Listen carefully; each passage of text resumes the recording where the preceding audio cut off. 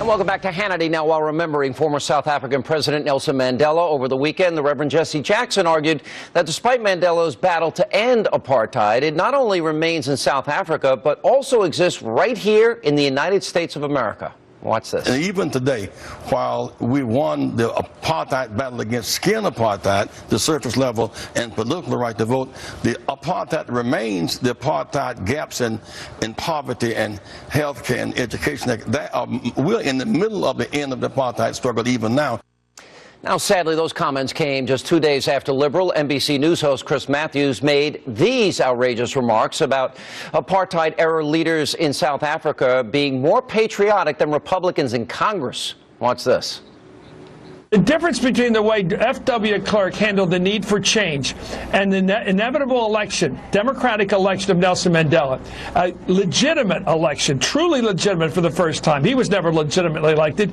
For him to recognize his role in history, which was to be a patriot, at that point, is so different than the way Mitch McConnell handled the election of Obama. So different. And to set it up that way, that juxtaposition, they were willing, the McConnell people on to the far right, were willing to destroy the country in order to destroy Obama.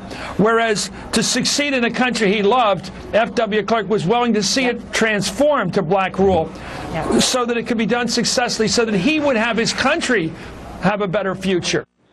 And here with reaction from clearthecourt.com, Leo Terrell, conservative commentator. Crystal Wright is with us. Guys, good to see you. Thanks for being with us. Leo, do you agree with those comments? Is there apartheid in America today?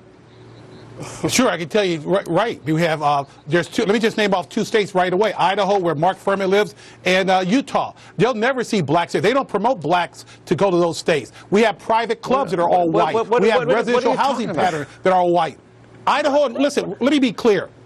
You think that's funny? Because I got news for you. People like me can't go to Idaho and Wyoming. Those are segregated states, and they will always be. They're apartheid states. Are you kidding me? How many blacks are in Idaho? Chris? How many blacks are in Utah? You may laugh about that because you get a free pass, woman. I do. Why do I get a free pass? Oh, Leo. Woman? Come on, Leo. Woman? What does that mean, I'm not your Leo? woman, and you're not my man, but I'm going to respect you tonight. I'm going to respect you tonight. You know what, Leo? I've gone to... Tell me about Idaho and why... Speak to me about Idaho. So you're telling me that a black person... So a black person can't go to Idaho today because, what, they're going to be killed or lynched? You sound ridiculous. You're perpetuating these lies like Reverend Jesse Jackson Jr. Name me one black politician from Idaho. Name me one black federal politician from Utah. Hey, Leo, where's Mia Love from? Where's Mia Love from? Do you know who Mia Love is, Leo? She lost. She's black. She's black. She's from Utah. You mean the black woman who ran for Congress and she lost? She's running for Congress again, actually, Leo. She's running for Congress again, and she probably lost. Leo, you just said that black people didn't live in either states. That's not true. That just is not true. I got the statistics. Sean, I'm glad you said that. Wow. 0.8%. 0.8% lives in Idaho. 1.3% lives in Utah. We are 13% Are you suggesting that people that are minorities can't live there? Is that what you're suggesting? Are you suggesting the people of Idaho and Utah are racist? Idaho and Utah do not encourage blacks to live there. That's ridiculous. That's preposterous what you said, Leo. No, but let's go back to what Jesse Jackson said. Jesse Jackson said that apartheid is still in existence in the United States of America. You know what? I'm not barred from showing up at Fox News Channel. I can eat at a restaurant. I can get any job that a white person can get. How about some country clubs? How about some country clubs? Well, it's funny that you bring that up. Yes, if I wanted to belong to... Oprah couldn't buy a house in certain portions of Florida. That's not true. Shame on you. Leo, that's ridiculous. Shame on you. To defend apartheid. She's using her color. She's using her color to defend apartheid. I wanted to be a member of a club, and a bunch of liberals said they don't want me there. Can you believe that? Thank you. Listen, I am a civil rights attorney. I believe in a colorblind society. Okay, well, I have a question for you. For you to assume that you're using your race to justify apartheid. Okay, I have a question for Leo. Leo, if you're a civil rights attorney and you believe in equality for black Americans, why aren't you talking about the black genocide, the black on black genocide going on in Chicago? Young black men killing each other. Let's talk about the out-of-wedlock birth rate. All right, hang on. Now you're changing the subject. Leo, let's talk about. Wait a minute. You're changing the subject. Answer her question. She asked you a good question. Oh, black genocide? Is that I thought we were talking about apartheid. No, and we she's are. talking, Now she asked you a because question. that's Answer your it. talking points? Did Sean give you those talking points?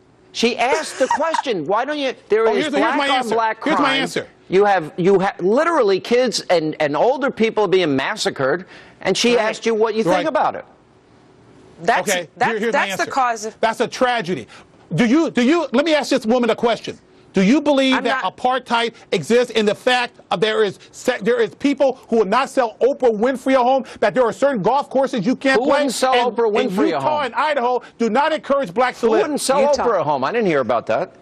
I will okay, give this to of course you, not. Leo. I will give this to you. Okay, that racism. Nobody would argue that racism doesn't exist. But you're talking about don't use apartheid. that line. That's economic inequality. That is a Sean Hannity talking point. No, it's not. Sean and I don't pre-do things, you know, when I come on his show. We have a nice conversation. But let's talk about the economic disparity between blacks and whites that's caused by blacks themselves. You just admitted the heinous black-on-black crime is awful, right? You know what? Now, who's causing that? Why are you hating? White people? Why are you personally hating on blacks? White people aren't causing that. Why We're are running you out of hating on time. blacks? Listen, I have a last question. Barack Obama is about to enter the 6th year of his presidency. Well, I'll let you both answer one at a time. And let me start with Crystal. Are black Americans better off under his policies? Absolutely not. The Congressional Black Caucus, Sean, you and I have talked about this before, actually said that after they got black Americans to vote for Obama a second time, they said then, oh, we're going to hold the president accountable because if he was white, they would be marching in front of the White House with the you know, jobless rate. Can I get my answer? Leo, are black Americans, now we're entering the 6th year of Obama's presidency, are they better off? Yes.